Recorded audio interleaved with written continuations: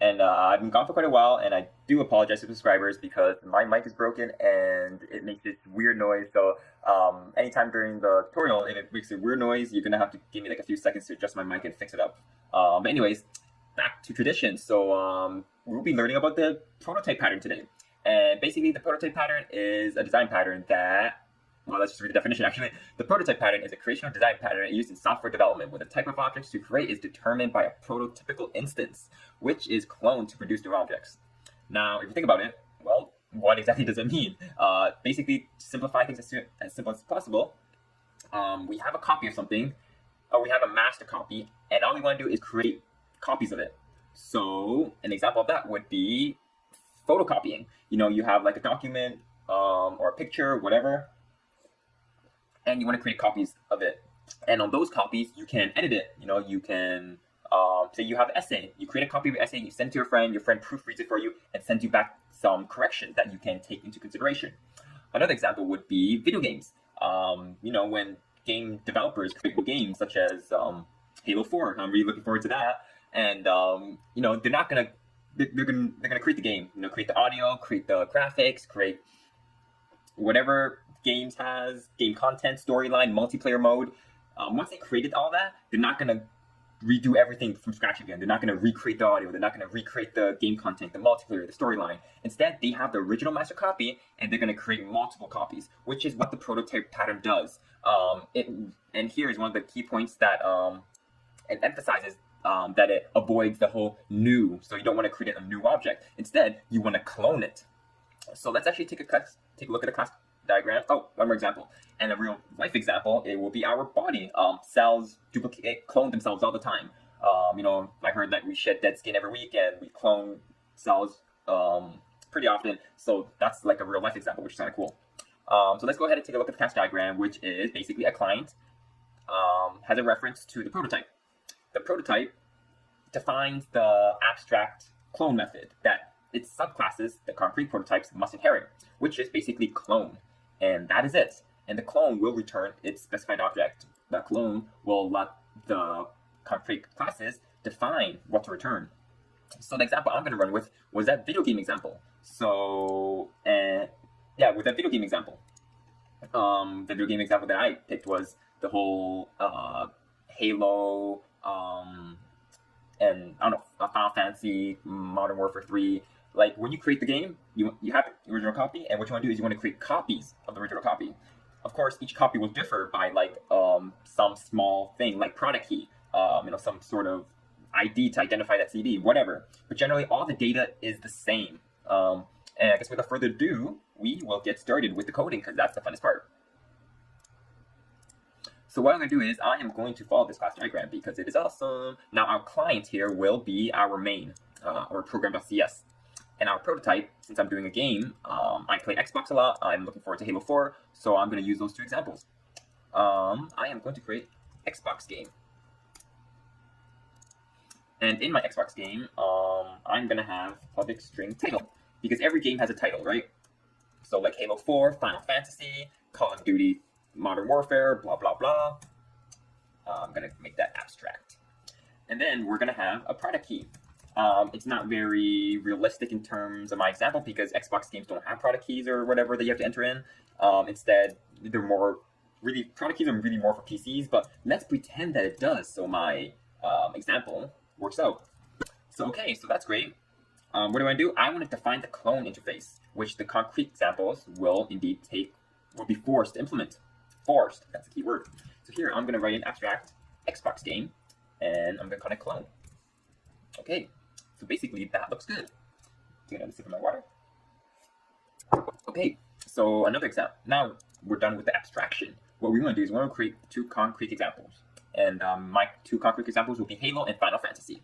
Of course, the concrete examples doesn't have to be two. It could be 3, 4, 5, a million, whatever fits into your application the best. I don't want to create a million because that will take way too long. So I'm going to create a game called Halo. And in Halo, it will obviously inherit from Xbox game because we need every Halo game will be will have a title, or every game genre will have a title. So that would actually be determined by our constructor, and simply we're just setting our title equals title.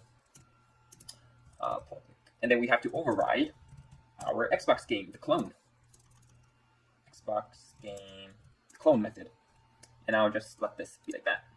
I'm just going to copy all this because it's going to be generally the same thing for every concrete class.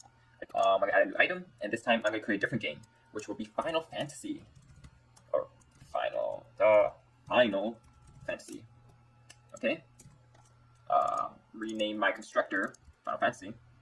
Make it inherit from Xbox game. Make that public. And now we have it. So, what do we have? Well, we have a prototype, we have our clone methods, and now we actually have to define how to create the clones. So let's go back to Halo, and basically it's really simple. What we want to do is we want to return this, and in .NET, there is something called the member-wise clone, where we'll create a shallow clone of the object. So it's practically the object, and it just clones it, which is actually more efficient than using the new operator. I don't know the logical reasoning behind that. You can look that up yourself. And what you want to do is you want to cast this to a Halo object, because that's what it is. It's Halo. And for Final Fantasy, you want to do the exact same thing. Final Fantasy. All right. So what is next is I'm going to define how to generate the product key, which I will copy and paste the code. All right. So I copy and paste the code, which generally returns a string, 5 of 20 digits separated by a hyphen between every multiple of 5s. And what it does is, hey, I want to create a new random. This is the product key that we're going to return. We're going to loop this for 20 times because we want 20 characters. If it's modded by 5 and it's equal 0, and it is not equal, and x is not equal to 1 or 0, then it will add in these hyphens in between them. Else, it is going, either way, it'll still do this. It will generate a number between 0 and 25, and it will add 65 to it. And the reason why we add 65 is because in ASCII, 65 is a capital letter for A. So when we add any number between 0 to 25, we can get any value between A to Z. Or I think so. And we want to cast it to a character and then concatenate it to the product key. And generally, and then we return the product key. Okay, so from this example, we have everything laid out for us. We have the client, we have the prototype, we have the concrete examples, we have the clone. But now let's actually see what the code looks like for the client to run. And this is the beautiful part because I can just copy and paste. Okay, so again, I told you with the Xbox game example, well, this is the original copy of Halo 4. It took months or years or weeks or days or hours to create this video game. They have like audio components, they have graphics components, everything. And this is the original CD, which the product key would just be a bunch of zeros. So this is the original copy of Halo. And then, well, in order to sell the game, we have to make copies. We're not going to give our customers the original copy, right? That would be silly. So we're going to create an Xbox game copy. And what we're going to do is we're going to create 5 copies, which is not a lot considering how much time went into Halo 4. I'm assuming Halo 4 will sell way more, but I don't want to loop for that long. And basically what we want to do is we want the game copy, and we want to say, hey, xg.clone, which xg is an instance of Halo. And in Halo, it says, hey, return a copy of this, which will, well, return our game copy. Exactly the same thing, with the same game title and whatnot. However, the only difference is we want to generate a different product key. So what we're going to do is we're going to set the product key to generate a new product key.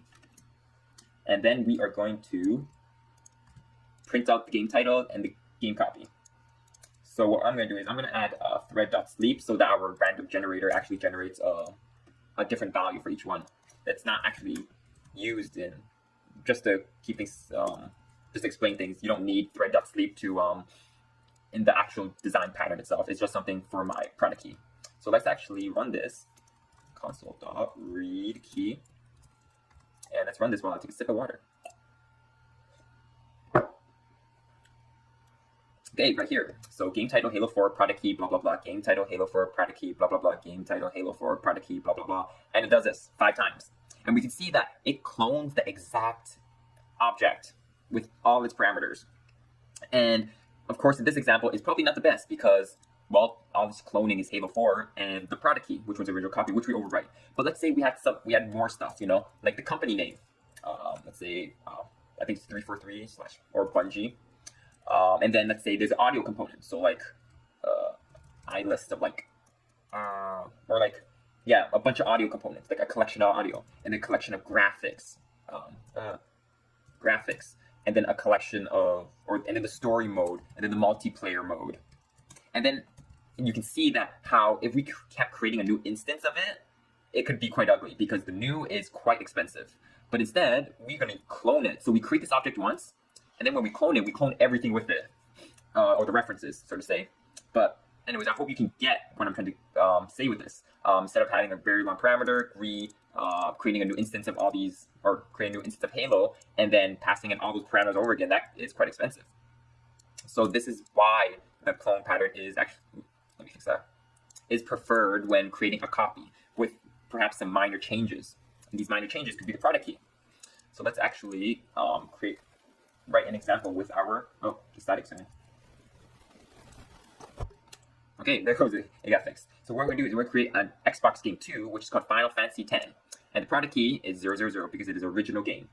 What we're going to do is I'm just going to copy and paste down here the exact same thing, except everything's X2 or XG2, which will clone Final Fantasy. I know. Wow, Mike, you could totally refactor that, but I don't care about that. I'm just trying to show you the concept and the design pattern. Okay, so I'm going to run this again.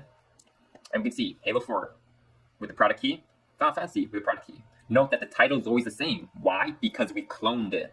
The title of Final Fantasy is always the same. Why? Because we cloned it. The product key would be the same too. However, we did not want it to be the same. We generated a different product key. So if we go ahead and deleted the generation of the product key, it should give us 000, I hope. 000, Halo 4 000, Final Fantasy 000, and you can see that it clones the.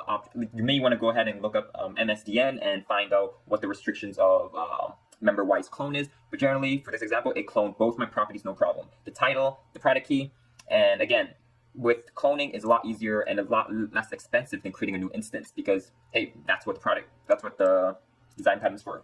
So to wrap things up, I'm just going to tell you the product. Wrap things up. People get confused between when to use the prototype pattern and when to use the factory pattern.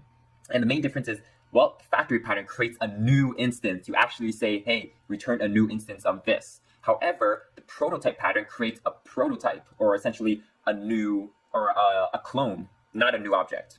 So factory pattern, new. Prototype, clone. And for prototype, there are lots of real life examples like this one.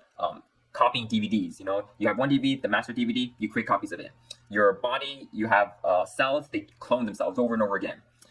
You have images, you create a copy of the images, then you maybe play around with it, change the color, whatnot. But generally, you want to clone the image first.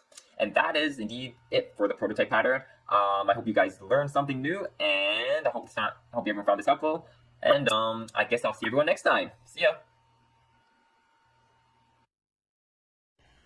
The observer pattern.